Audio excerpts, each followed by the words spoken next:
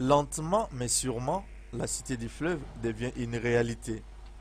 Jour après jour, un nouveau pas est franchi dans la construction de cette cité moderne sur les deux îles du site Grand Monde à Limete, Kingabwa, en plein Pullman Lebo.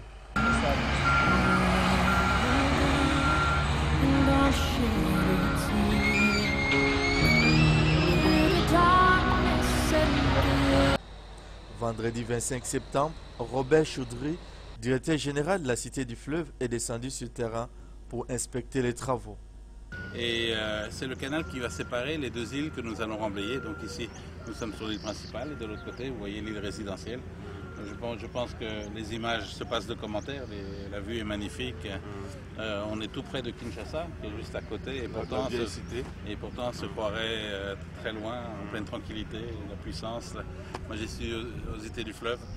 Donc voilà, nous avons commencé déjà à faire une route de la terre ferme jusqu'au canal. Nous allons commencer à remblayer ici en attendant les grandes dragues, vraiment les grosses machines qui vont arriver en février-mars et qui vont commencer à faire un travail de remblai industriel. Et balé à Congo, et Jalilo Pangota, caché jalisseuse là.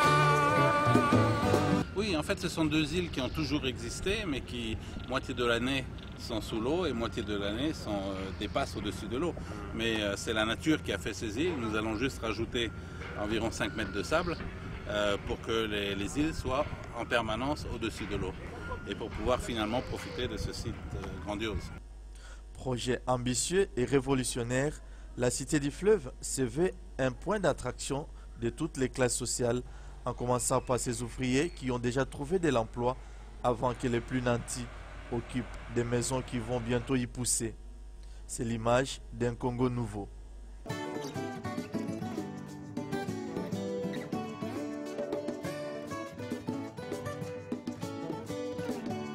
Nous sommes tout au début, notre partenaire Safricas a déployé des moyens importants. C'est dû au fait que la crue va arriver et nous voulons quand même finaliser une certaine quantité de travail avant la crue.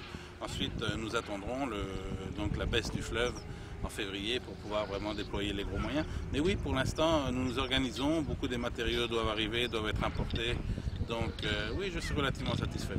Aujourd'hui chantier, dans 5 ans, une cité bicéphale sous forme de deux îlots qui émergent du fleuve. Ah, le Congo, c'est une terre de développement, c'est une terre d'espoir.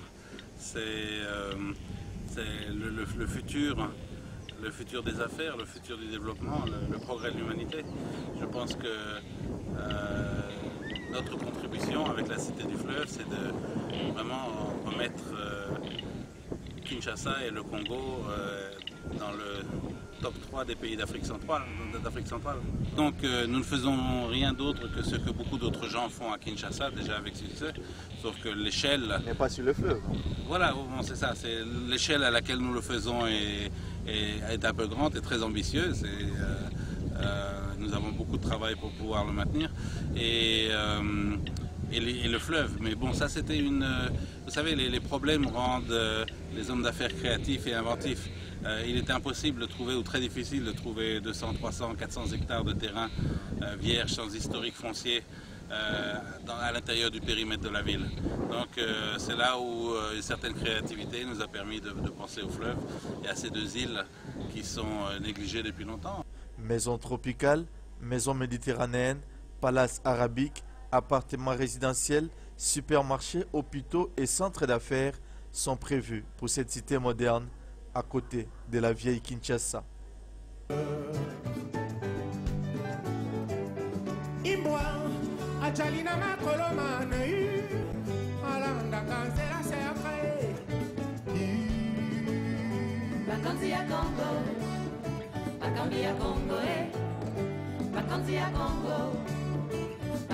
Congo,